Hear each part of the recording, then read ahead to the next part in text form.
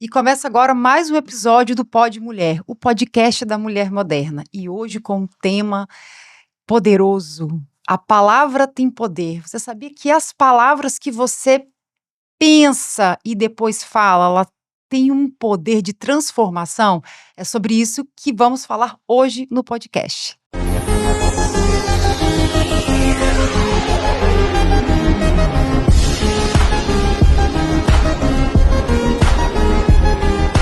Eu sou Fabi Denadai, consultora de imagem e ajudo as mulheres a se vestirem com técnica e leveza. E divido essa mesa aqui com outras mulheres maravilhosas, começando por... Eu sou Isa Peçanha, sou consultora, sou mentora de carreira e liderança, atuo com treinamentos e palestras. Estou dividindo aqui a mesa com a... Eu sou Adriana Fabres, dentista, pós-graduada em harmonização facial, ajudo as mulheres a ficarem mais jovens e mais lindas. E Fabi vai apresentar a nossa querida convidada. Que já está virando uma figurinha carimbada aqui no nosso podcast, que é a doutora Evandra Calmon. Seja bem-vinda, doutora Evandra. Mais uma vez honrada estar aqui com vocês, maravilhosas.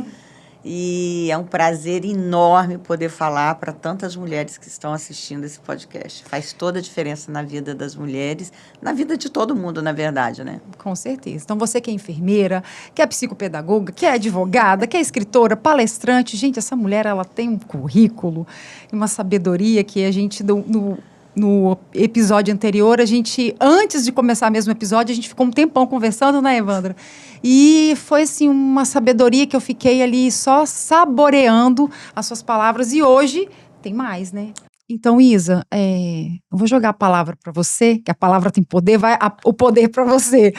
Porque você é especialista em neurociência, é uma estudiosa no assunto. Então, você poderia fazer um pouco dessa introdução para a gente sobre a palavra tem poder? Lembrei de uma coisa agora, do Capitão Planeta. O poder é de vocês. Nossa, não entrega a idade não, gente. Não é da minha época não, gente. Não, eu tô me achando. Gente. Pois é, as palavras que nós usamos, ela tem muito poder. E às vezes a gente acha que não é intencional. Mas com a nossa palavra, nós estamos influenciando a ação do outro. Não somente o que a gente pensa, mas também a gente tem a capacidade de influenciar do que o outro está pensando. E como é que isso funciona no nosso cérebro, né? Quando a gente fala alguma coisa positiva, automaticamente o nosso cérebro ele recebe a mensagem e ele começa a gerar os hormônios, né, da dopamina, né? A gente falou um pouquinho sobre hormônios, a gente está tudo conectado, né? Como tudo na nossa vida está conectado. Então, a gente começa a gerar esses hormônios do bem, e isso começa a favorecer e atrair, porque você começa a agir nessa direção. Quando a gente recebe alguma mensagem negativa, ou quando a gente está pensando em algo negativo, o nosso cérebro também reage. Reage com dor. Aí vem os hormônios da dor, da perda, do luto, e isso bloqueia a tomada de decisão. Isso aqui é o nosso córtex pré-frontal, que é o responsável pelas funções executivas do nosso cérebro, ele faz um bloqueio nesse momento. Então, você não consegue ter uma racionalidade, porque, na verdade, as nossas tomadas de decisão, eu vou tomar uma decisão racional. Nossas tomadas de decisão são emotivas, são emocionadas. Nós precisamos ter essa regulagem emocional para que a gente consiga sempre respirar e aí sim pensar numa tomada de decisão mais racional. Então, o cérebro ele é responsável por receber e por dar, e também por comunicar e fortalecer esse pensamento. Então, ele reage sempre recebendo coisas positivas, ele vai reagir e vai te levar naquela direção. Sim. Se recebeu coisas negativas e pensou e fortaleceu esse elo negativo, ele vai bloquear, porque o nosso cérebro ele foi preparado e configurado para trabalhar no positivo. Ele tem todos os hormônios que fazem uma boa execução, né, que fazem toda uma configuração favorável às nossas decisões quando ele está no positivo. Certo. E pensando nisso, Evandra, nessa introdução maravilhosa da Isa, quais situações que você já teve prova disso? E a minha vida inteira. Inclusive, Isa, eu queria falar para você o seguinte, as informações negativas, elas influenciam na vida da gente de duas formas. pode ser negativa quando você aceita aquilo como verdade, ou quando você diz, não, vou fazer exatamente o contrário. E aí você transforma aquela informação negativa num desafio para você. Quando você transforma num desafio que você quer provar o contrário, ela se torna positiva.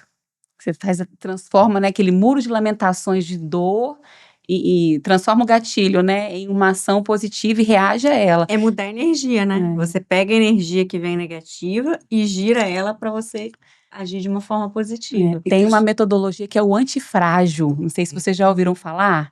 O antifrágil bate, né? Você recebe muito o negativo, você tá lá no chão e você transforma aquela dor e levanta como fênix, né? Transforma aquela dor em ação para você transformar essa realidade.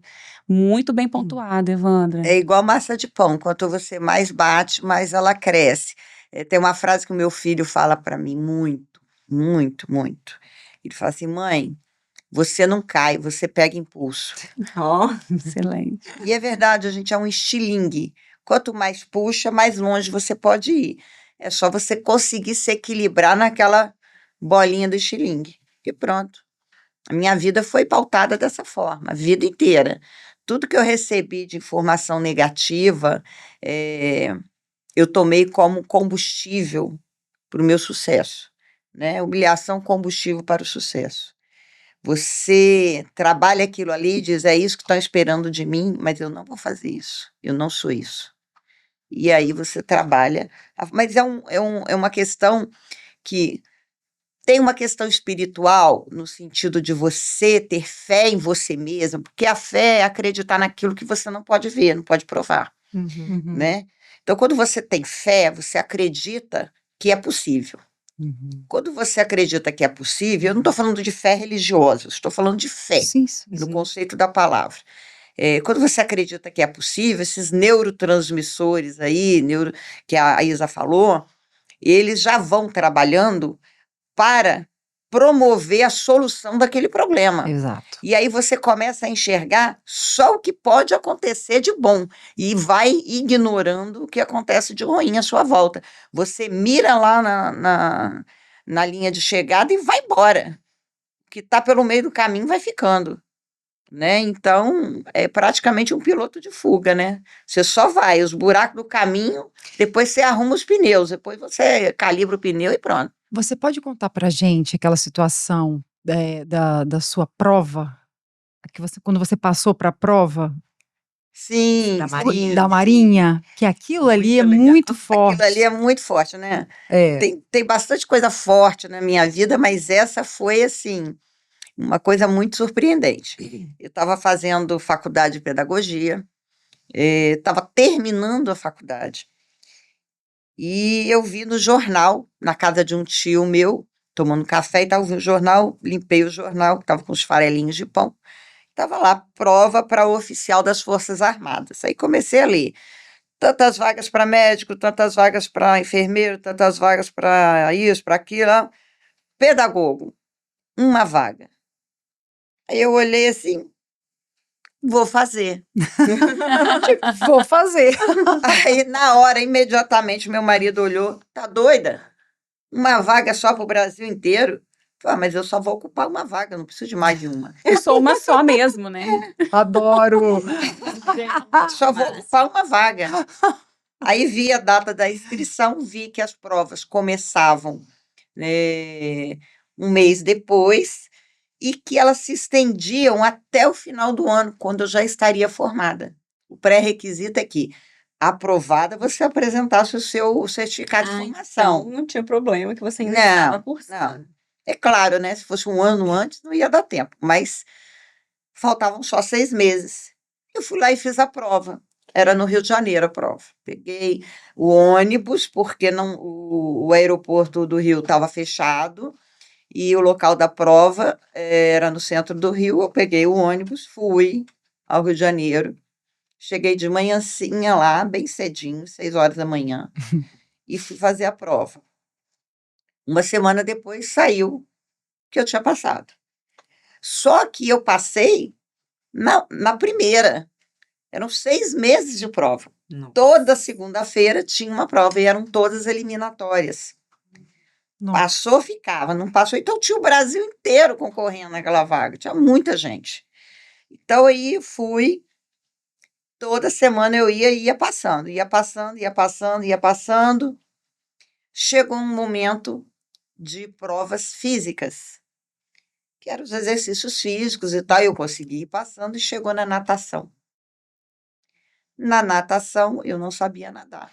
Ai, ixi. E naquela época, a internet, ela não era igual hoje, que a gente tem no celular, né? Tinha que abrir lá uma página específica e tal, e eu fui aprender a nadar na internet. Gente, Pela internet, É, literalmente. O braço para frente, sacode a perna, o outro braço, respira, não sei o quê. meu E eu Deus. falei, é nessa que eu vou. Aí fui fazer a prova, né, no Rio de Janeiro, de natação. Aí eu falei, vou nadar na beirinha da borda, porque se eu afundar, alguém me tira, nadando no morro afogada. Entrei na piscina e lembrei de tudo que eu vi na internet. Fechei o olho, quando deram o start lá, eu só... Meu Deus. Deu braçada, né? Quando eu abri o olho, o cara falou assim, já passou. Porque tinha uma quantidade de minutos que você tinha que atravessar tantos metros da piscina. Uma piscina enorme, piscina de treinamento de mergulhador, para você ter uma ideia. Nossa. Quando ele falou, já passou, eu afundei. Hã? Aí ele me puxou pelo maiô. Eu falei, passei. Ele passou. Aí, beleza, a natação foi ótimo, né? Aí, na outra semana, começaram os exames de saúde. Eu tinha tido neném há pouco tempo, estava amamentando ainda. Então, eu estava um pouquinho acima do peso.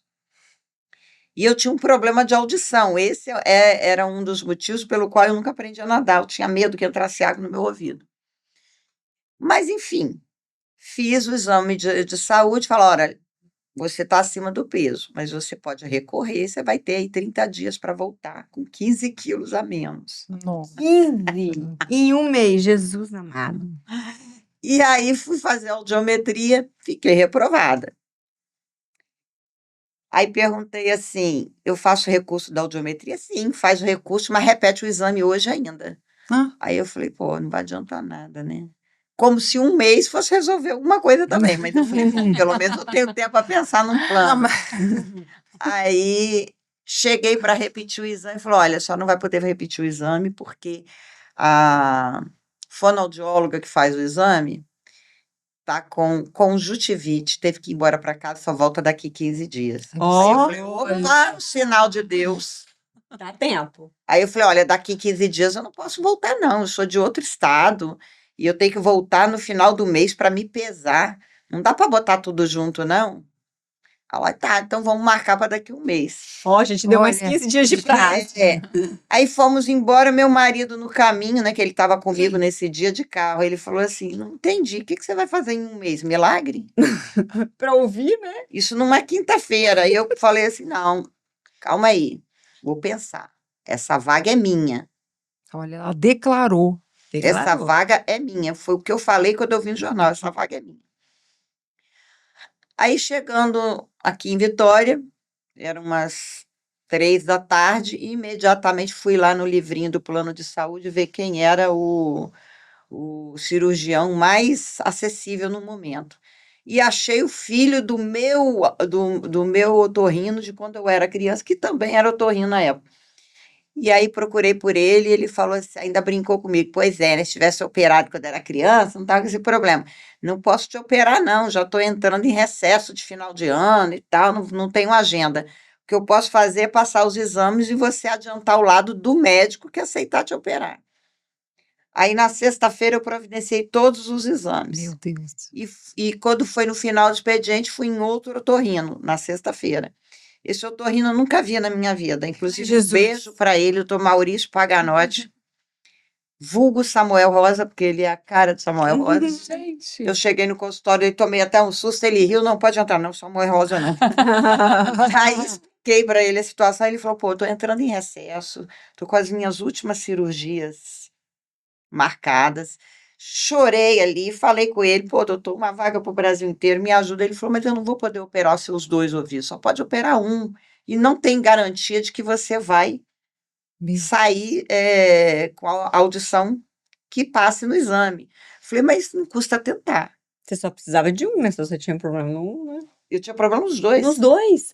Aí ele falou assim, olha só, vou fazer o seguinte, segunda-feira, 6 da manhã, eu estou no hospital tal. Se você chegar lá com os exames tudo direitinho, em jejum, a gente opera o ouvido que está pior. Eu fui. Cheguei lá, ele me operou. Eu me lembro que quando eu voltei da anestesia, eu falei, estava sonhando com o doutor Maurício. Aí o anestesista falou, então você teve um pesadelo? Aí, beleza. Colocou um tampão no meu ouvido e fui para casa. 3 dias de repouso. No terceiro dia, eu falei assim, agora eu tenho que arrumar um personal trainer para me emagrecer. Deus do céu. Operada, né? Terceiro dia. Não tinha Ozempic na época, mas...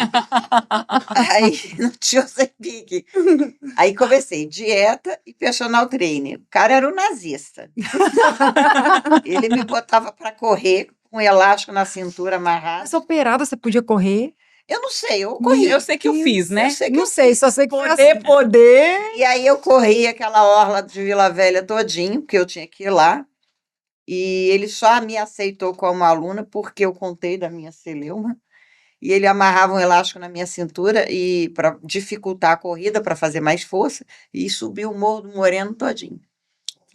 Emagreci um pouco, mais a dieta, mas não era o suficiente.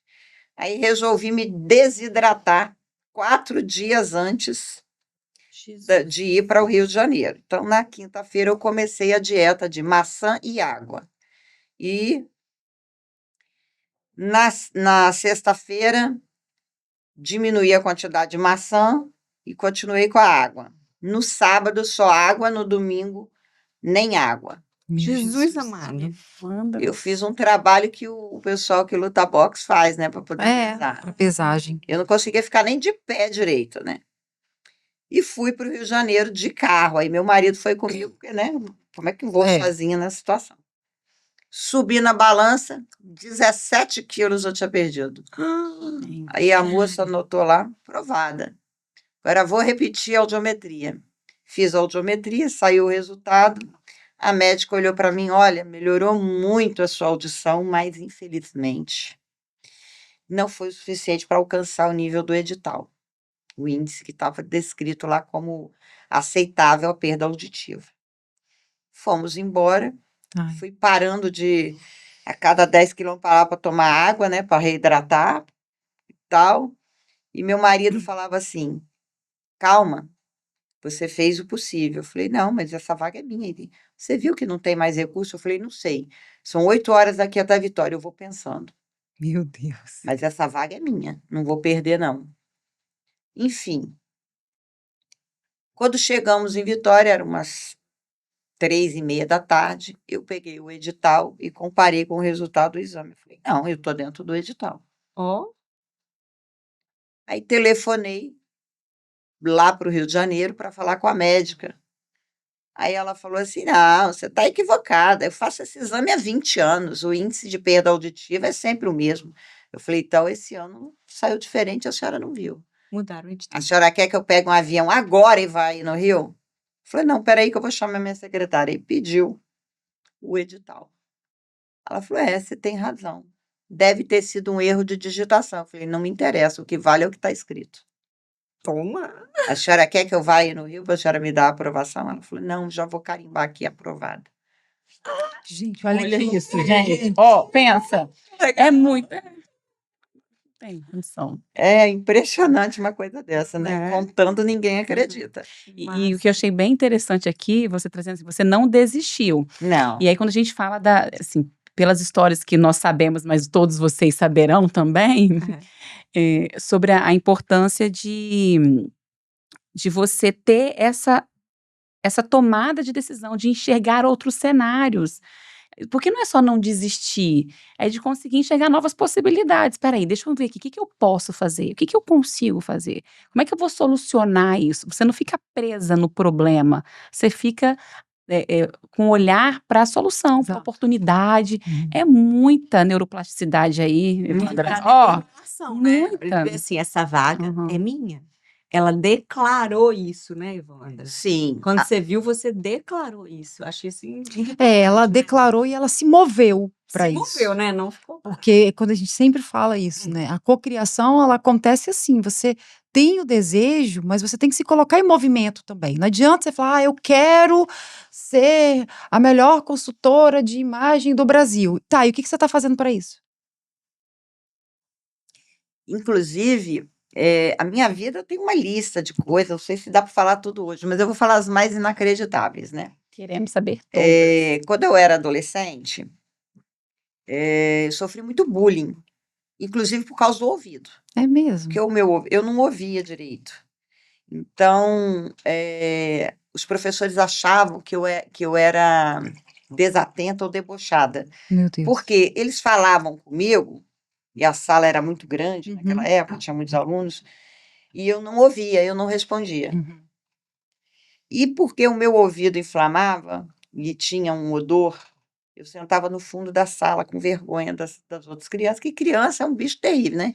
Ficava É botando mesmo. apelido. Aí que eu não aprendia mesmo, né? Imagina, no final da sala, sem escutar. E ainda levava nome de abusada, mal sabendo que era uma deficiência, né? Mas naquela época as pessoas não prestavam atenção nessas coisas.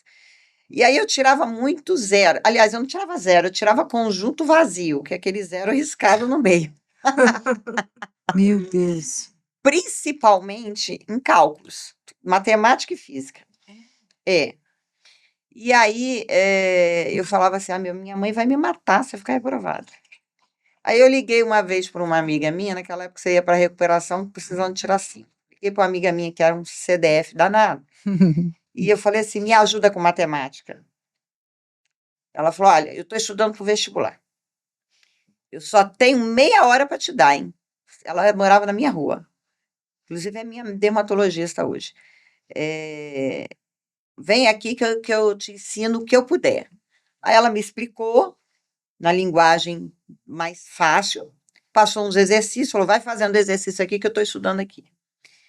Aí eu fiz os exercícios e ela corrigiu, tinha uns 2, 3 errados, ela me explicou de novo, passou outros exercícios. Enquanto eu não concluí todos os exercícios corretamente, ela não me liberou. Beleza, no outro dia era a prova, tirei 10.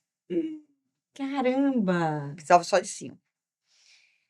A mesma coisa com física. Conjunto vazio o tempo inteiro. Quando o professor explicava a matéria e botava um cálculo, e aquelas fórmulas, que eu não sei de onde sai, de uma fórmula com 4 algarismos e 2 letras, sai um quadro inteiro de cálculo. Eu não sei qual é essa fórmula. O que eu sei é que eu dava o resultado antes dele terminar o cálculo. Então, o meu raciocínio era bom, eu só não conseguia desenvolver aquele cálculo todo. Aí eu falava assim, gente, todo mundo aprende, por que eu não vou aprender? Né? E aí eu procurei um serviço que tinha, que era um serviço gratuito de reforço escolar no centro da cidade. Eu não tinha dinheiro para pagar a passagem, mas eu saía lá de Jardim América e ia andando a pé até o centro da cidade. Olha. E lá tinha uns professores de plantão voluntários. A gente pegava aquela matéria que você precisava, o livro era dividido em vários módulozinhos. Então, eu comecei do primeiro módulo. Você só podia pegar o segundo módulo se você fizesse a prova e conseguisse a média. E assim eu fui fazendo os 10 módulos. Passou uns 15 dias, teve a prova, tirei 10, o professor achou que eu tinha colado. Que isso, tá vendo? Então, assim, é você enxergar na dificuldade, não a dificuldade em si, mas você já enxergar o que é possível fazer. Se eu tivesse ficado em casa chorando e aceitando que eu ia ficar reprovada, Sim. teria ficado, né? Assim foi a minha vida inteira. Eu tenho um tio que é da PM, que eu sou apaixonada por ele. É meu tio, assim, favorito. E ele era policial militar. Eu era criança, eu colocava a boina dele e falava que eu ia ser polícia igual a ele. Só que não tinha mulher na polícia naquela época. Ele ria e falava assim, quem sabe quando você ficar adulta já vai ter policial, né? Pois bem, quando eu fiquei adulta, tinha polícia, né? E ele que me ensinou a atirar. Eu era novinha e levava uma espingarda de chumbinho e ficava atirando em latinhas. E me ensinou a atirar. De cara, eu já comecei acertando, porque ele me ensinou muito bem, né, a teoria, né? Enfim, entrei na polícia, usei a boina. Ele era motorista e eu dizia para ele que eu queria ser motorista, mas mulher não dirigia viatura na polícia. Normalmente ia para o serviço administrativo. E eu queria ser igual meu tio. Eu fui a primeira mulher a dirigir uma viatura no estado. Eu passei na prova, eu fiz inscrição, fiz questão de fazer a prova. Me deram uma prova super difícil, um carro péssimo, mas eu passei. E quando teve o campeonato de tiro, eu fui campeã de tiro da minha turma. E eu tive a honra de trabalhar com esse meu tio, porque ele era motorista de uma viatura, eu fui trabalhar no Legal. mesmo lugar que ele, Que e eu bom. dirigi uma outra viatura. A gente trabalhou na mesma equipe, Ai, antes que ele se aposentasse. que bacana. Beijo, tio. Ai, que legal. Continuo apaixonado por ele até hoje. Nós temos uma amizade incrível. E, assim, os desafios foram muitos, né? O da Marinha, o da polícia foi muito. Ser a primeira mulher a dirigir uma viatura no estado foi um grande desafio. A primeira vez que eu assumi o serviço, só tinha homens e eu ali em pé. Todo mundo olhava para mim, tipo, tá do lado errado, o seu lado é o lado do carona. Não, eu estava do lado certo. E quando eu liguei a viatura para sair, o pessoal falava para o meu patrulheiro: tem plano de saúde? Está com problema do coração? Não sei o quê. Aquelas piadinhas. As piadinhas. Gente, é sem graça. Mas eu dirigia a viatura e, ao longo da minha carreira, eu ouvia anonimamente, sem estar uniformizada, em algum lugar, quando tinha policiais. Poxa, estou sabendo que tem uma PFEM. PFEM é a abreviação de policial feminina. Tem uma PFEM lá que dirige igual um homem, né? Olha, o que é você ouvir isso e a pessoa não saber que você está ali. Isso, às vezes, eu estava de plantão como enfermeira no São Lucas, Olha, né? Na minha folga da polícia. E aí chegava aqueles policiais para levar atendimento, não sabia que a PFEM era eu. Enfim, e o fato de ser campeã de tiro me rendeu aí o apelido de Kate Marrone, carabina e carabina, velho.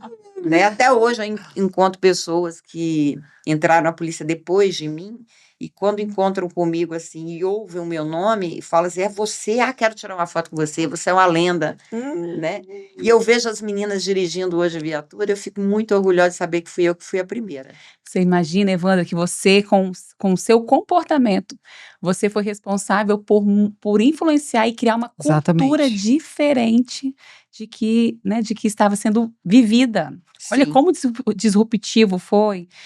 Você conseguiu influenciar todo o ambiente e ter novas gerações. Hoje você vê mulheres ocupando esse lugar porque você teve a coragem Coragem. de desbravar com o seu pensamento positivo, com a sua atitude. Aqui, ó, inteligência emocional, tá? Purinha. Chega. Evandra, ok.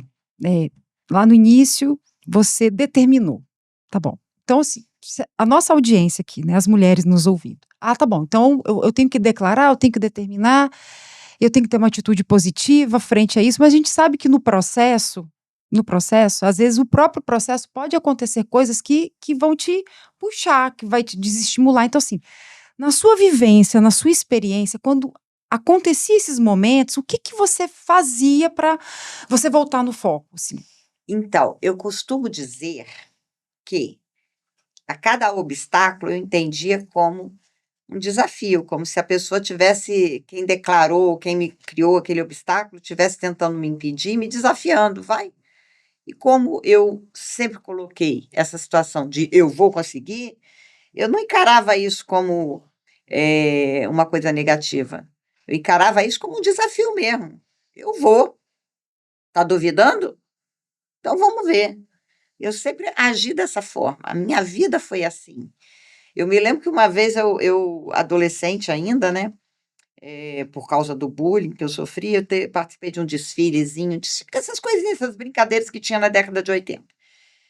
E tinha uma moça, uma menina lá, que sei lá por que motivo ela não gostava de mim, tinha essas coisas, tem até hoje, né, esse bullying, né?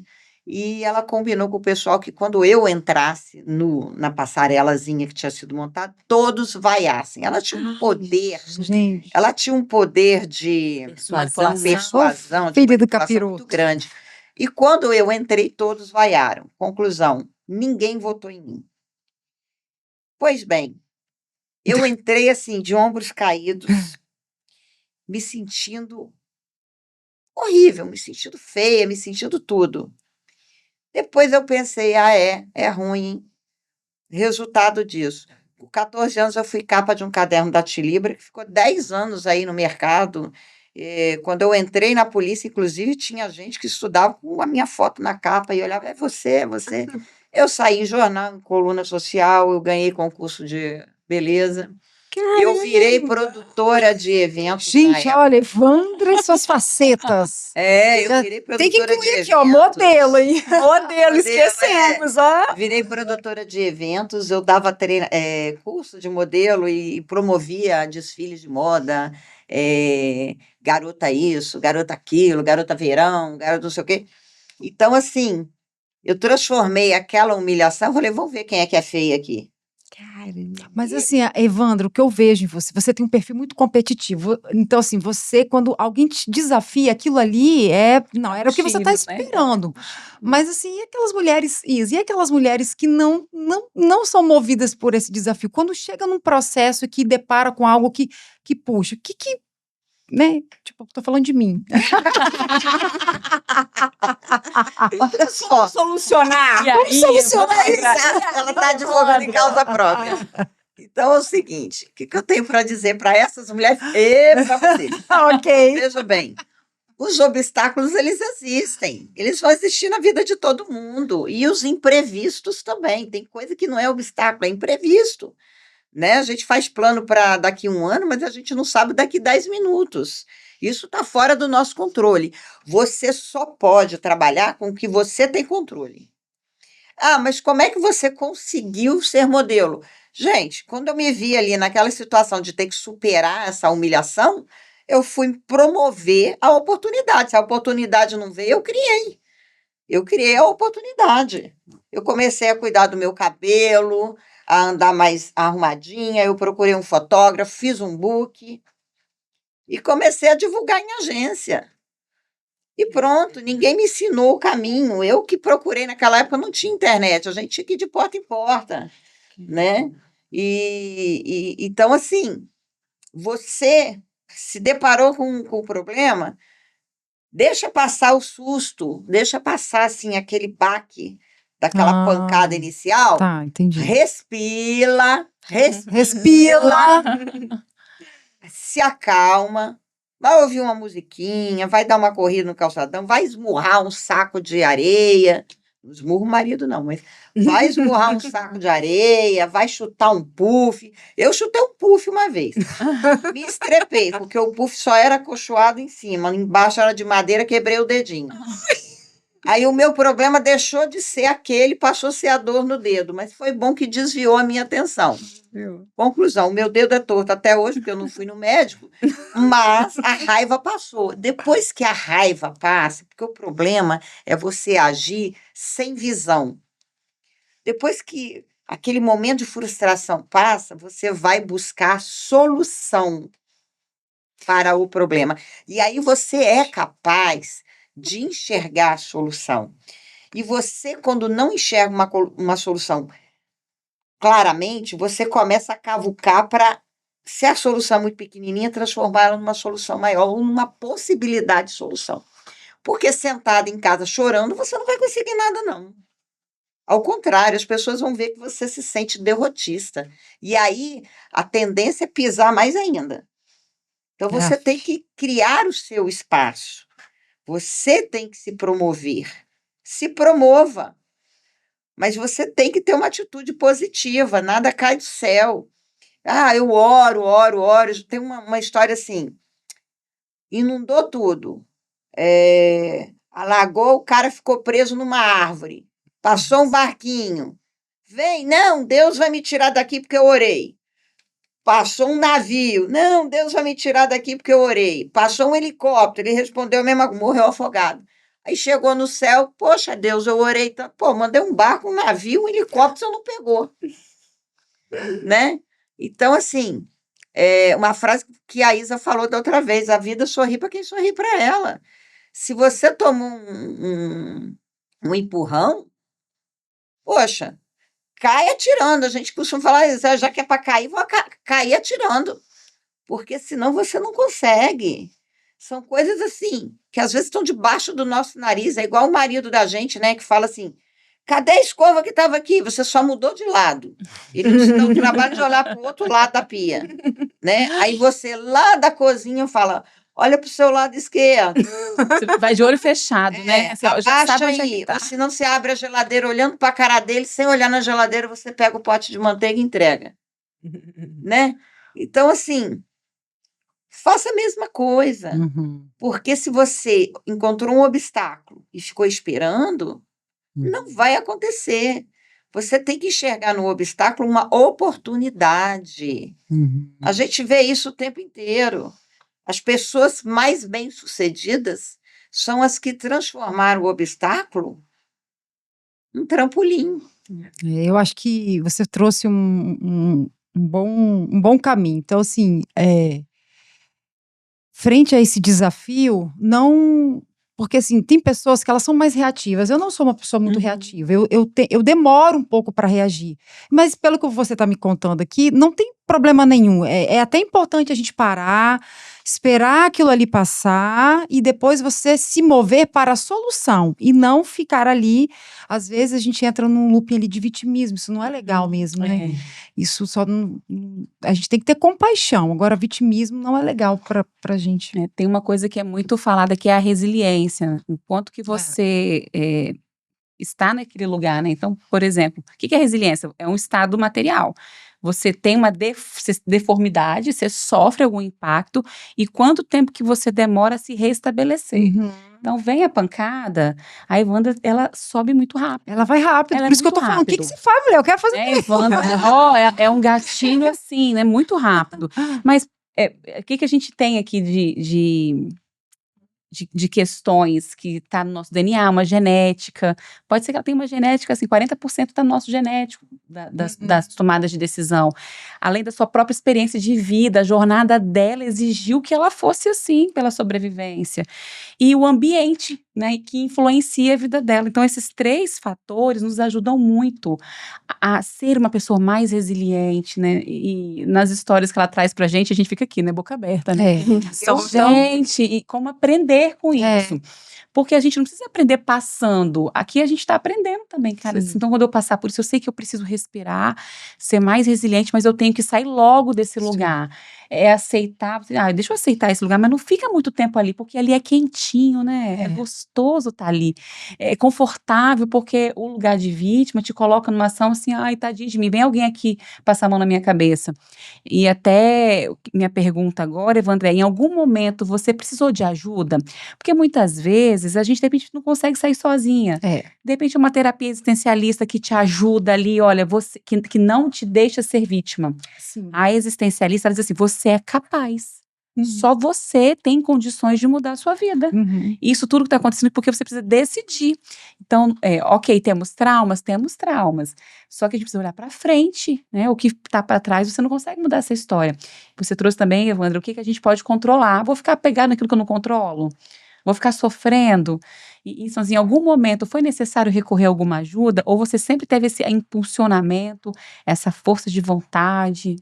Na verdade, o que acontece é o seguinte, boa parte da minha vida eu agi como uma ação reativa, no impulso, né, no instinto mesmo. Depois que a gente vai amadurecendo, aí você começa a sofrer as questões do seu entorno, que nem sempre a reatividade funciona. E eu sim, precisei de ajuda. Eu lembro, a primeira ajuda que eu precisei foi da minha avó. Minha avó já faleceu, mas ela me tinha como filha, né? Ela cuidou de mim quando o médico disse que eu não ia sobreviver a um parto prematuro de 7 meses, provocado, inclusive. E meu avô disse para o médico, vamos ver quem vai morrer aqui. E me levou para casa. Olha, o avô declarou, tá Ai, vendo? tá vendo? Vamos ver quem vai morrer. Já é uma promessa de Meu avô me vitória. levou com a minha avó e estou aqui, né? Então, ela me tinha como uma filha, a filha caçula dela, né? está no céu agora, junto com meu avô. E uma das vezes que eu precisei de ajuda e que eu não vi solução foi como mãe. Na fase da rebeldia, da adolescência, eu não me lembro bem o fato, mas eu estava assim, o que eu vou fazer? Eu não tinha um apoio, assim, um exemplo de uma mãe que tivesse sido acolhedora, nada disso. Então, eu fui na minha avó. Eu viajei 3 horas de carro e fui na minha avó. E a minha avó, muito sábia, eu não falei nada. Depois que eu cheguei com a minha família e tal, à noite ela falou assim: agora vem cá, me conta o que está acontecendo, que você não veio aqui à toa. Já sabia. Aí eu choraminguei para ela e ela pegou um pedaço de massa, de pão que ela estava fazendo. Aí chegava lá, ela fazia massa, macarrão, ela mesma. Gracinha. Pegou uma bolinha de massa de pão, botou na mão e apertou. Espremeu, espremeu, espremeu. Olha o que aconteceu. Escorreu por aqui, por aqui, por aqui, por aqui. Não adianta você espremer. Se tiver que escapulir, vai escapulir. E a culpa não é sua. Você está fazendo a sua parte? Você está ensinando o correto? Você está protegendo, alimentando, dando estudo? Não adianta espremer. Se você deixar aberta, ela vai sair, vai embora. Se você espremer, ela vai também, pelas gretinhas, o que é muito pior. Então, assim, primeiro conselho, primeira ajuda foi da minha avó.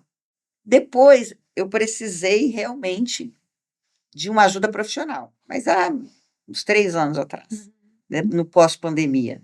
E eu tenho ainda, uma vez por semana, eu faço terapia com a minha psicóloga, um beijo para ela, Galceni, lá de São Paulo, faço online. E às vezes você precisa se afastar. Eu me afastei por 3 anos, de tudo. Me afastei de família, de amigos, me afastei do meu ambiente de residência, fui morar em outro lugar, outra cidade, outro estado. Eu precisava disso. Os primeiros 6 meses foi de cama. Os primeiros 6 meses É mesmo? foi levantar da cama só para ir ao banheiro e mal para comer. E meu marido, meu bem, você não é assim, reaja, você é uma mulher forte. E o importante é você ter alguém do seu lado que acredita em você, Que te encoraja, né? sabe? E quando eu reagi, primeira coisa que eu fiz, procurei ajuda profissional. Agora, já há quase 3 anos depois, continuando com a terapia, a minha psicóloga brinca e fala assim: no dia que você apareceu na minha porta, você estava com o cabelo todo escangalhado, com o pé de cada sapato e com a roupa pelo avesso. Olha como é que estava a minha cabeça. Mas eu tive a iniciativa, eu acho que foi assim, sabe aquele limiar que ou você se entrega de vez ou você reage? Ali foi o meu instinto. Eu levantei da cama, peguei a chave do carro, meu marido olhou para mim e falou: tá indo aonde? Procurar ajuda. Decidiu, né, Olha. Evandra? E aí eu fui. Decidiu. Foi aí eu realmente precisei de ajuda, porque a gente não é forte o tempo inteiro, né? Eu costumo dizer que os fortes também sentem. Não, sente mais, É. porque quem é forte, as pessoas acham que não precisam de ajuda. Não precisa, ela se vira sozinha. Isso aí. Tá acostumada, né? A ajuda que a gente precisa é de acolhimento, de carinho, de atenção. Você é um ser humano que precisa de acolhimento, independente de ser frágil ou não. Você precisa se sentir importante para as pessoas. E aí é quando a pessoa te diz que não te telefone, não procuro saber de você porque você dá conta da sua vida sozinha, Nossa. isso dói. Quer dizer que você não se importa se aconteceu um imprevisto, se eu me acidentei, alguma coisa. E a questão da afetividade, onde é que fica? Então, a minha vida inteira, eu fui reativa. Então, as pessoas acostumaram a não me procurar se não fosse para pedir ajuda. Pedir ajuda era todo dia. Para eu resolver problema dos outros, era todo dia na minha porta. Gente que nem sabia o meu endereço me encontrava. Parente que não me ligava nem no Natal, nem aniversário, nem nada. Não me convidava para nada. Mas, quando precisava, lembrava de que a Evandra resolve. Né? Isso é bom por um lado, mas é péssimo para o outro, para o emocional da gente é péssimo. Pessoas não façam isso. Se você tem alguém na sua família, algum amigo que é forte, que você sabe que dá conta da vida sozinha, dá uma ligadinha para essa pessoa, convida para um café, diz que está com saudade, porque ela também tem sangue nas veias, ela também sente falta, ela também gosta de um abraço. Também precisa ser cuidada. Precisa ser cuidada, sabe? Isso foi fundamental na minha vida. E eu encontrei isso no meu marido, no meu filho, porque eles me enxergam como eu sou forte, a minha mãe é forte, minha mulher é forte, mas ela é minha, eu tenho que cuidar dela, Isso. sabe? Então, assim, eu encontrei isso na minha vida no meu segundo casamento, né? Então, coisas acontecem, e tem coisas que acontecem que não estão no nosso controle e que aí eu não saberia explicar, mas já aconteceu comigo. Eu pegava o ônibus, né, lá de Cariacica, final de semana, para vir para casa de uma amiga em Camburi, que na casa dela tinha piscina e tal, porque era o único lazer que eu podia ter com a minha filha. Eu estava ali separada, esperando para ser chamada no concurso que eu tinha passado da Polícia Militar. E aquela situação, tentar proporcionar um mínimo de conforto para ela. E sem dinheiro, né, gente? Aí passava pela praia, ela falava assim: mamãe, um dia a gente vai morar num lugar bonito desse?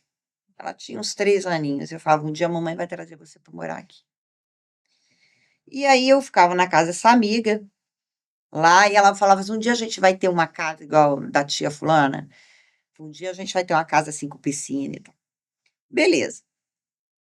Eu comecei a trabalhar nas minhas folgas da polícia como corretora de imóveis em Jardim Camburi. Todo final de semana eu estava de plantão.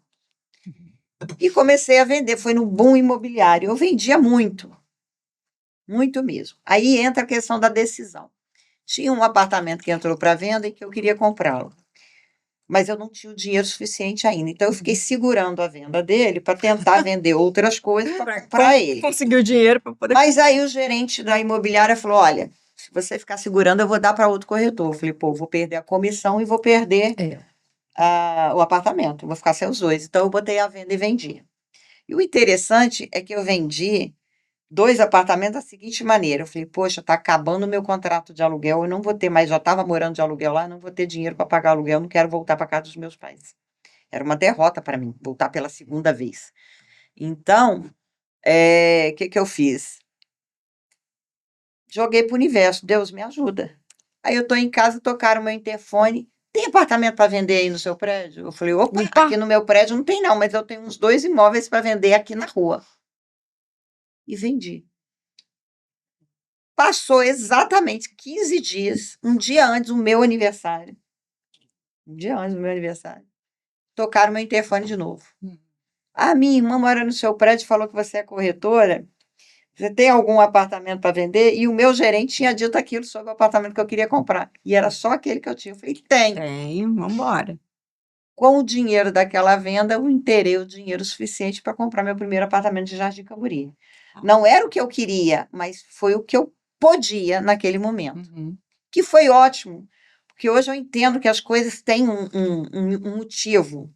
Eu fui morar num prédio que era até mais perto da praia, inclusive, e com uma vizinha maravilhosa que me apoiou com a minha filha, no sentido de quando eu tinha que ir trabalhar à noite, eu deixava na casa dela. Meu Deus. Já pensou?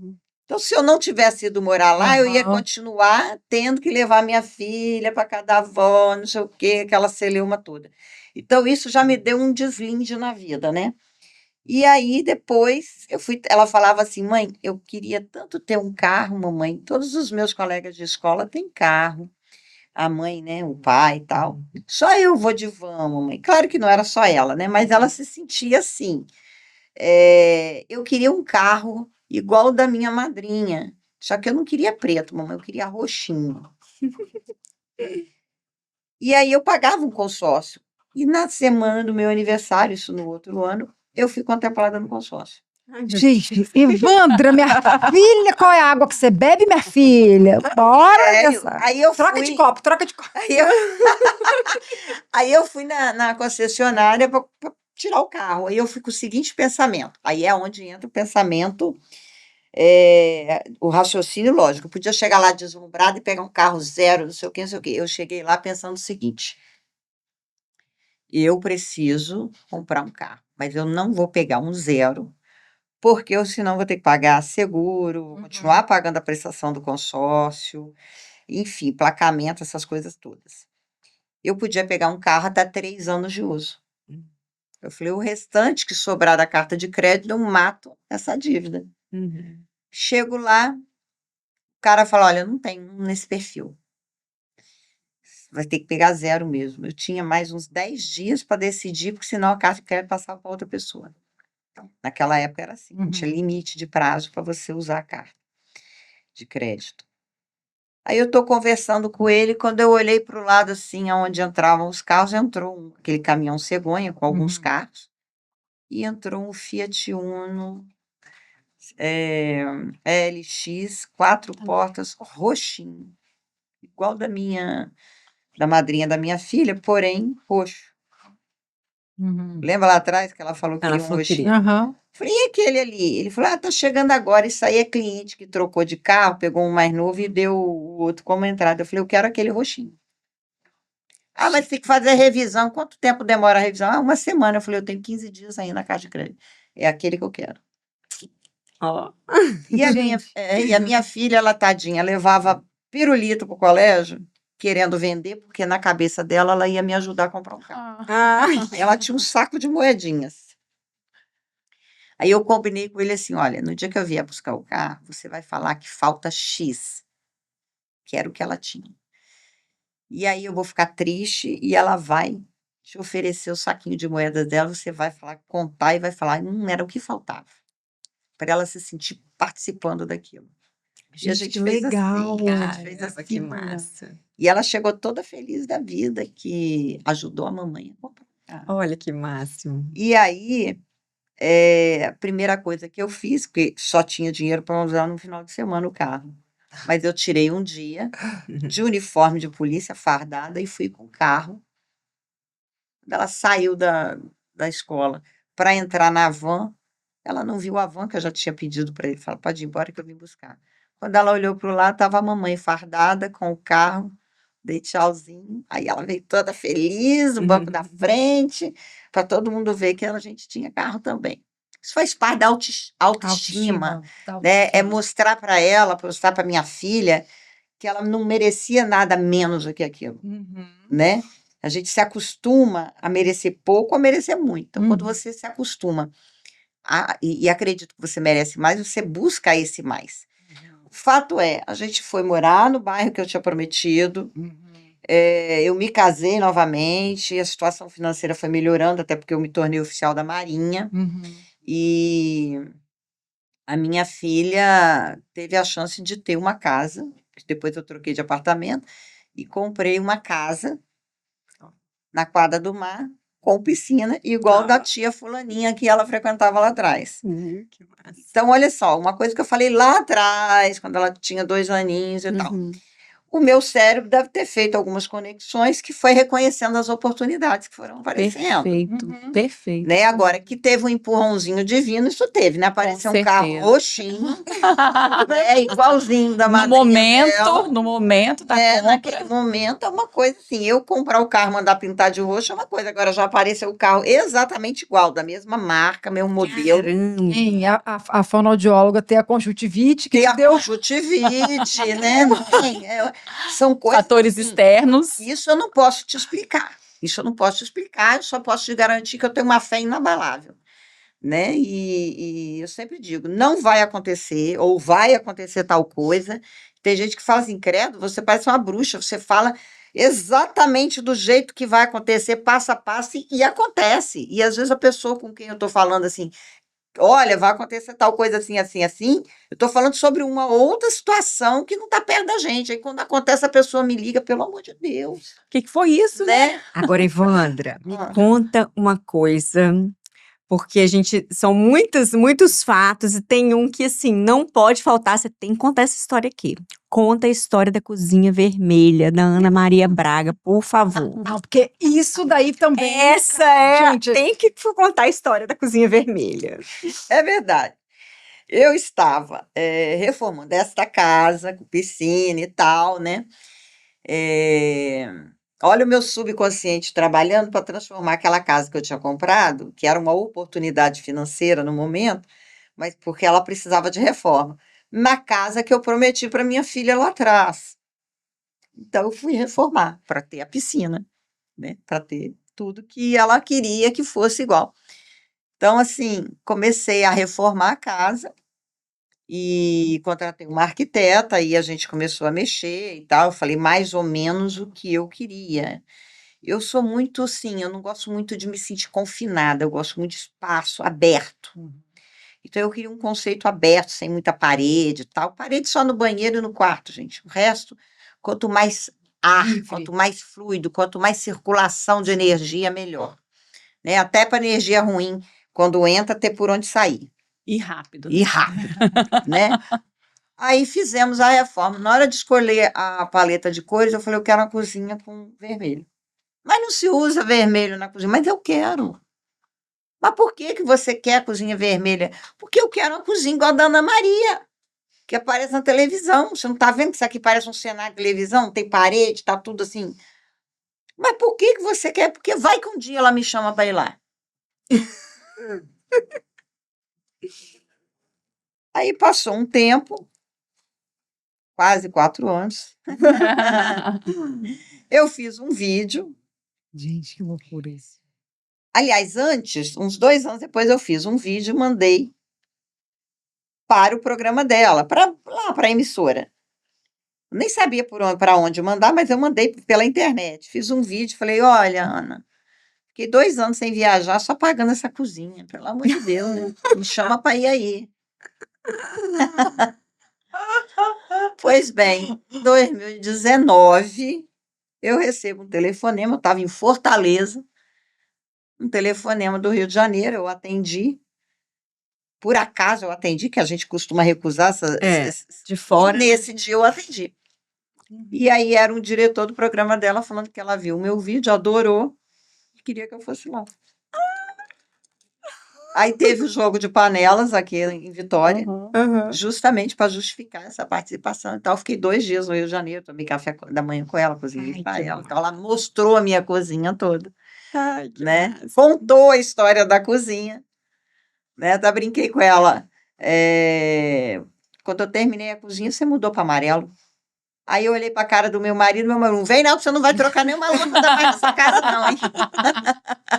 E ela morreu de rir, ela olhou para a câmera como se estivesse falando com o meu marido e falou, seu Adilson, eu quero agradecer que o senhor comprou a ideia dela, realizou o sonho dela e tal. Viajar, a gente viaja a qualquer momento. Agora aí, ó, não estava aqui se não fosse a cozinha, né? Não é? Aí o Louro José, que ainda era vivo, falou assim, seu Adilson é um péssimo exemplo. O Sindicato dos Maridos vai processar ele. Enfim, são coisas assim que são inacreditáveis, né? Que se você contar para quem. Hoje, na era da internet, fica fácil da gente contar que você pode ir lá e conferir, né? Mas as coisas que aconteceram antes do advento da internet, e eu conto, tem gente que fala, isso é mentira. Evandra, deixa eu te contar uma coisa que aconteceu comigo, que o cérebro da gente, ele busca essas coisas e é verdade mesmo. Eu lembro, quando eu era pequena, eu estava na casa da minha tia mora, assim, no interior do interior.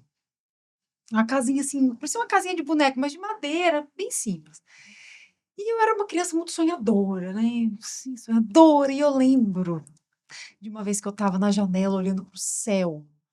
E eu desejei que eu queria andar de navio, mas um navio muito grande. E eu conversando com as estrelas. O navio, eu imaginava um navio assim. Gente, coisa de criança. Pensa, pensa. Muitos e muitos anos depois, eu casei e tal. Minha lua de mel foi aonde? No cruzeiro. Navio. no Gente, mas eu não cruzeiro. lembrava disso. Gente, por Jesus Cristo está no céu.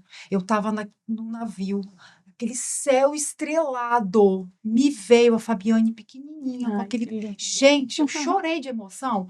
Porque olha só, o que que acontece? O cérebro, de alguma maneira, as coisas se movem. Claro, As coisas se movem. E moveu. acontecem. E veja só, o meu cérebro foi lá e pegou aquela recordação, porque parecia que eu estava no mesmo cenário. É fantástico, gente. Eu recomendo sonhar, idealizar, pensar com todos os detalhes, porque eu, na minha inocência de criança, eu desenhei e a gente cresce, a gente esquece esses detalhes, né? Quando a gente fala de visualização, o que que a gente tem que fazer? Imaginar que você está lá, que você está fazendo, como é que é, qual é a cor da parede, como é que as pessoas estão, como é que você está vestido. E a gente O cheiro, né? Usar todos os sentidos. todos os sentidos. E eu, com aquela minha mentalidade fértil de criança, eu fiz aquilo tudo. Entende? Ficou registrado no seu subconsciente, e quando o seu subconsciente identificou uma oportunidade, quando você teve que escolher a sua lua de mel, o seu subconsciente foi lá e, opa, olha lá o seu sonho lá de infância, e tuf, e foi. Fantástico, né? É super Por isso que a gente poderoso. tem que visualizar como se a gente fosse uma criança, pensando em tudo mesmo. Porque a criança, ela não tem poda, né? É a gente que vai podando as coisas. E a criança, não, ela é livre. Então, quando a gente for visualizar, pensar uma meta, a gente tem que se pensar como uma criança. Olha, eu falo do meu marido, é muito engraçado também. Eu conheci o meu marido no trabalho, Uhum. mas eu tinha assim uma cara fechada, né, e tal, para manter aquela postura. E naquela época nem se não podia ter relacionamento dentro. Todo mundo tinha, mas oficialmente não. E eu conheci, o primeiro dia que eu conheci o meu marido, a postura que ele estava sentado na mesa dele, Uhum. eu olhei para ele, séria e tal, me apresentei, foi quando eu fui transferida para trabalhar no mesmo lugar que ele. Mas dentro da minha cabeça, eu pensei, nossa, que homem elegante, sério, né, e educado. Na posição que ele estava acima de mim, ele não precisava ser educado, mas ele foi.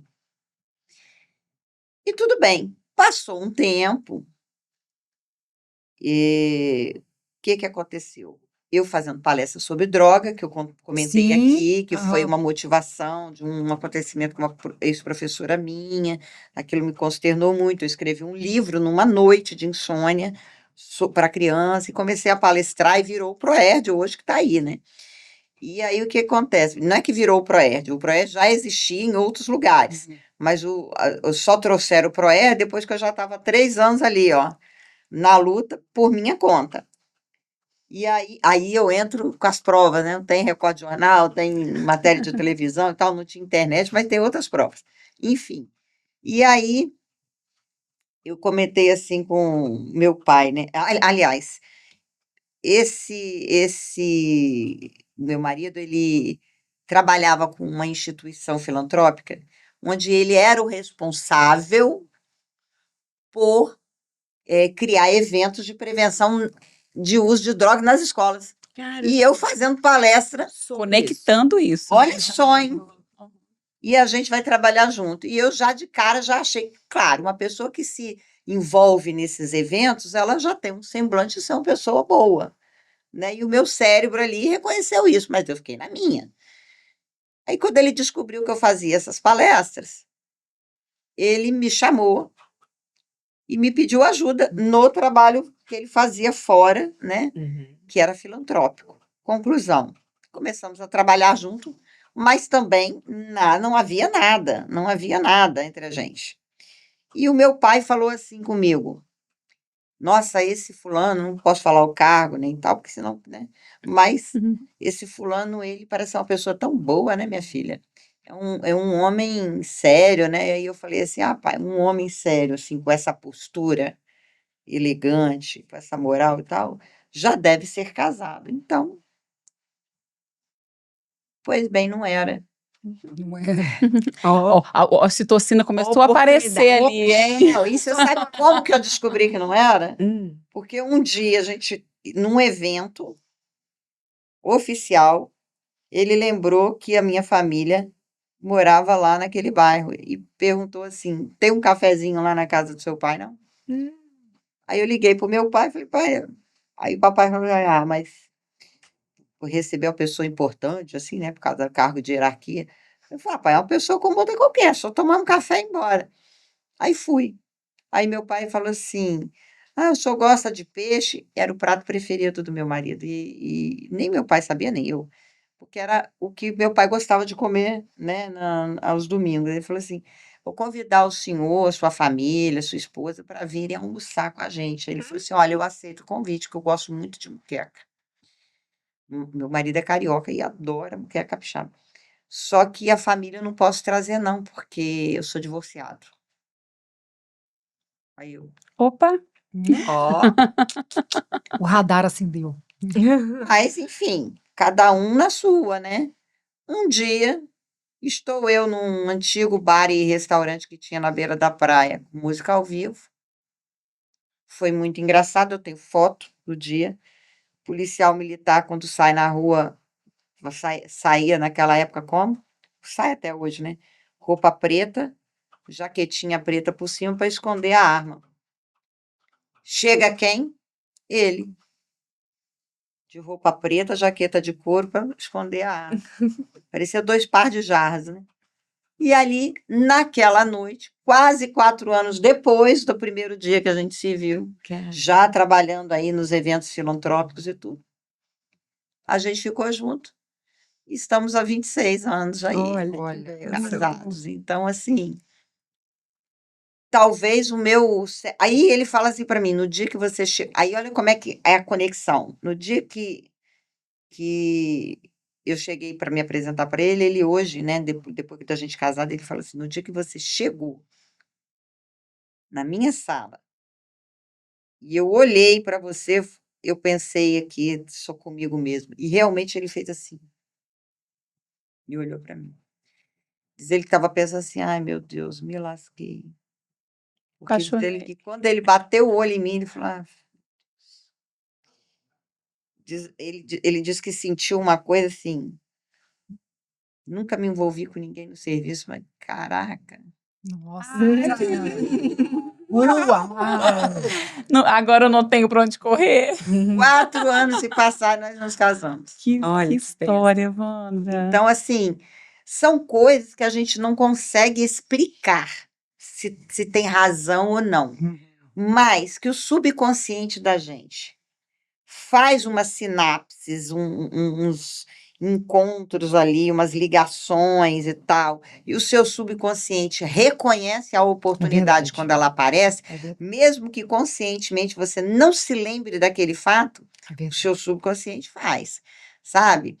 E quando eu era adolescente, uma amiga minha foi dessas pessoas que dizem que são sensitivas, não sei o quê, eu fui acompanhando ela, porque eu sempre fui muito cética com essas coisas, desde nova.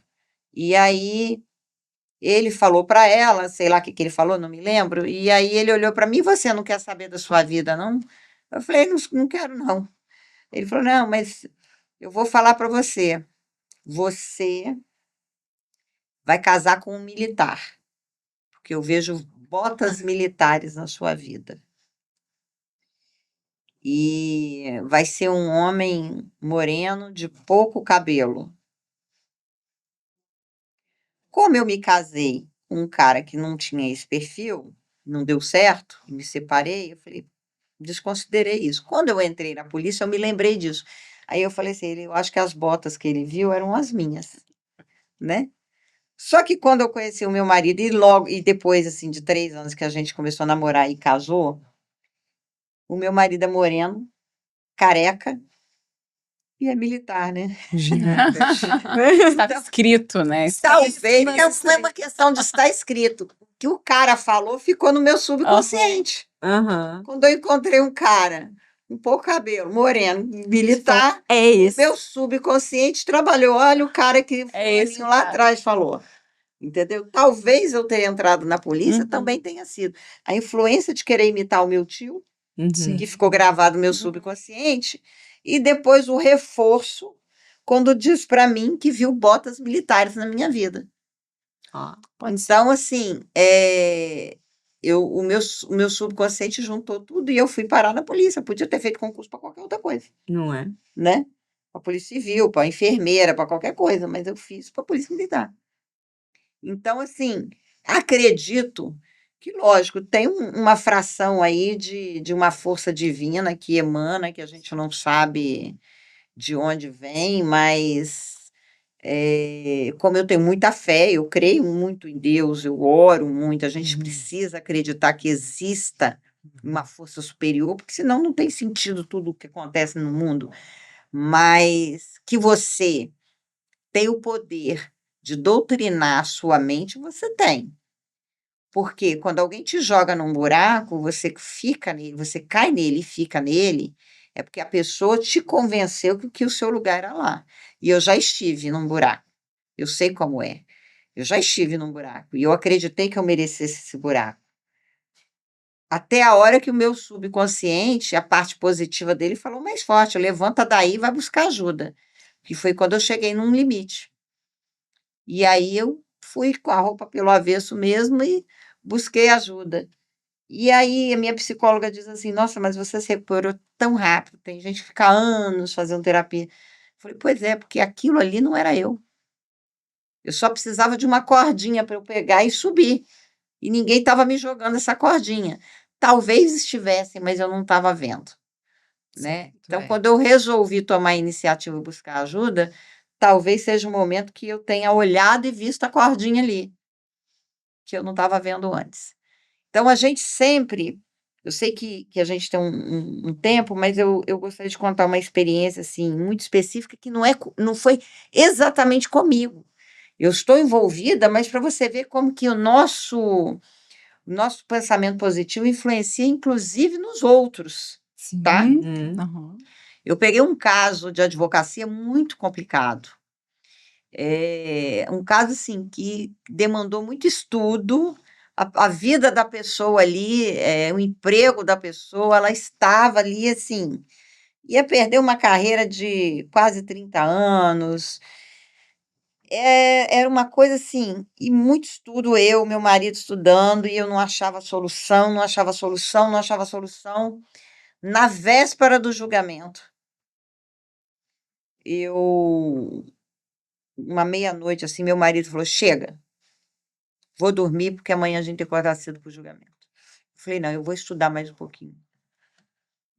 Aí eu botei um rockzinho para ouvir no fone, dei uma relaxadinha, coloquei um whiskyzinho lá para eu tomar, 1 hora da manhã. Depois de uns 40 minutinhos, eu retomei o processo. Eu falei, vou ler do início ao fim de novo.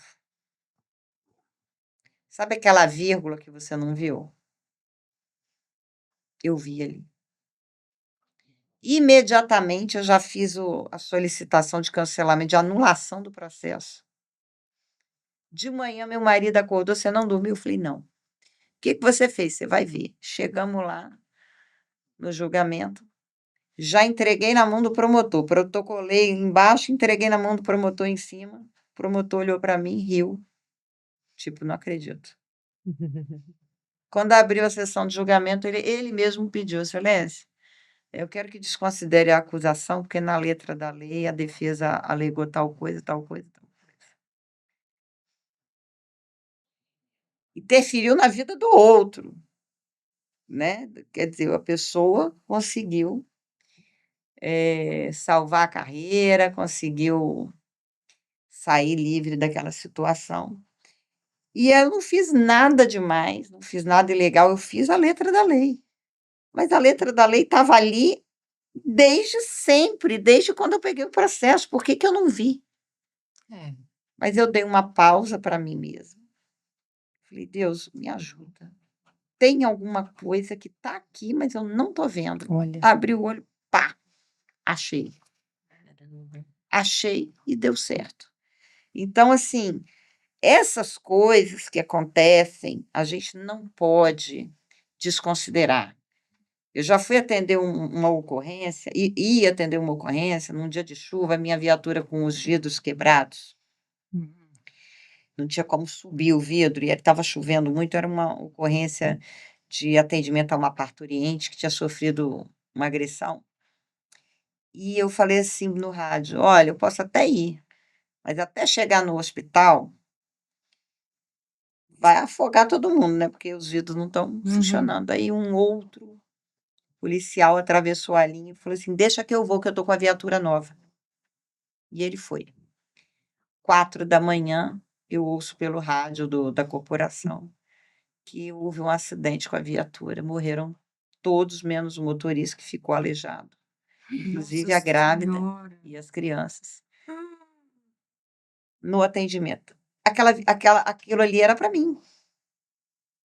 E como que você explica esse livramento? Aí eu não posso falar que foi um pensamento positivo. Uhum. Eu não desejei mal para ninguém, né? Mas aconteceu. E aí tem essa parte que a minha psicóloga fala, a gente não consegue explicar tudo. A ciência não Uhum. consegue explicar tudo. Uhum. Mas acontece. As coisas acontecem. Sabe? Acontece da forma que você menos espera. Eu falo pro meu filho, vai lá, faz a prova e passa, hein? Deixa ele na porta lá, ele faz a prova e passa.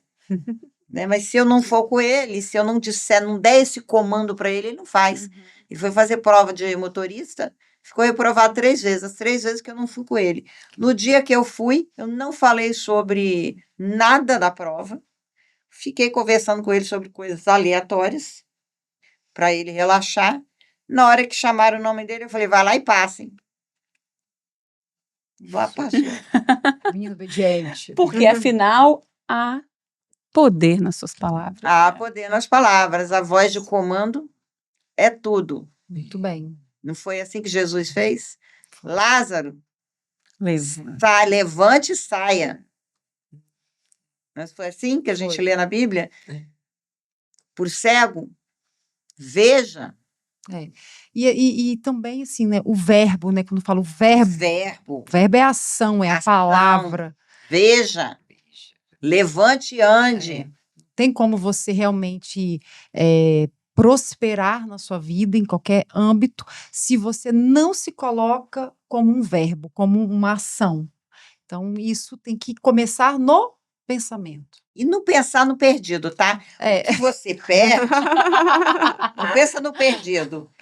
Perdido é um investimento que, se deu certo, ótimo. Se ele não deu certo, serviu para te ensinar. Sim. O caminho, o mais difícil na nossa vida não é achar o caminho certo. Porque o caminho certo tem placa. O mais difícil da nossa vida é sair do caminho errado. Então, você só sai do caminho errado quando você entrou nele e viu que é errado. Aí você volta e vai por outro caminho. Aquele caminho você não vai mais. Você pode até errar em outra situação, um outro caminho, que você vai aprender com ele também. É. Então, o investimento que deu errado é o aprendizado que vai dar certo lá na frente. Sim. Não chore pelo perdido. Toda vez que eu perdi, lá na frente eu ganhei em dobro ou em triplo. Por quê? Porque eu aprendi o que não fazer. E o principal para você fazer e dar certo é você saber o que não fazer. O que fazer, placa do que fazer, do caminho tem. Sim. Evandra, para a gente finalizar aqui esse episódio maravilhoso, poderoso, vou chamar minha amiga Adriana Fabris, que essa é a parte que ela sabe falar com maestria. Então, Evandra, nós finalmente aqui queremos que você deixe mais uma mensagem, que são, assim, muitos aprendizados, né, que a gente teve hoje. A Evandra Muito é demais. reforço, né? Muita coisa legal, Saindo daqui. aprendemos, assim, demais com você hoje. E eu queria que você deixasse uma frase, essa frase vai estar traduzida em todas as línguas, vai estar lá na Ponte de Londres, vai estar na Times Square, vai estar lá na Torre Eiffel de Paris, vai estar em todos os lugares no mundo, para as nossas mulheres. Qual mensagem você deixaria hoje? Para nossas mulheres, nunca diga nunca. E lembre-se do verbo levante e ande. Ninguém vai andar para você. Nossa. Muito bom. Muito bom. E aí, Adriana? Curta, comenta, siga, como é que é? Vai lá. Se inscreva no canal do nosso Pod Mulher. A gente está no YouTube, está no Spotify, no Instagram. Se inscreva no canal, comente, manda para sua amiga, manda para sua mãe, manda para todo mundo, todas as mulheres, porque, gente, hoje teve muita história e são já quase 50 episódios, Aham. né, de muita informação e muita coisa boa, aprendendo com essas mulheres incríveis, né, Evandra? Ah, Evandra, antes de acabar, fala da sua camisa. Minha camiseta é uma camiseta do Instituto Mulher Viva que eu criei e que diz o seguinte: mulher boa é mulher viva. Por que que mulher boa é mulher viva? Não adianta você ser bonita, inteligente, educada, rica, se você estiver morta. Se valorize, se cuide, não deixe ninguém decidir a sua vida por você. Mulher boa é mulher viva. E deixa aí também suas redes Evandra. sociais. Evandra Calmon Oficial, lá no Instagram. De lá vocês vão ser direcionados para o podcast também. Vocês vão ver as minhas publicações, as matérias que eu publico para as mulheres, os projetos que eu tenho para atender as mulheres, porque mulher tem que ajudar outra mulher. Isso aí. Só quem é mãe, quem tem o poder de ser, até quem não é mãe, mas tem o poder de ser mãe, é que pode ajudar outra que também tem o mesmo poder. Porque só quem sente as dores somos nós. Quem sente as dores do parto somos nós. Os homens que querem ser pais solteiros precisam alugar ou emprestar uma barriga de uma mulher. As dores são nossas, viu? Então sigam lá, Evandra Calmon Oficial, Mulher Boa é Mulher Viva. E você não esqueça, levante e ande. Isso aí, muito bom. Fiquem com Deus. Um beijo. Tchau.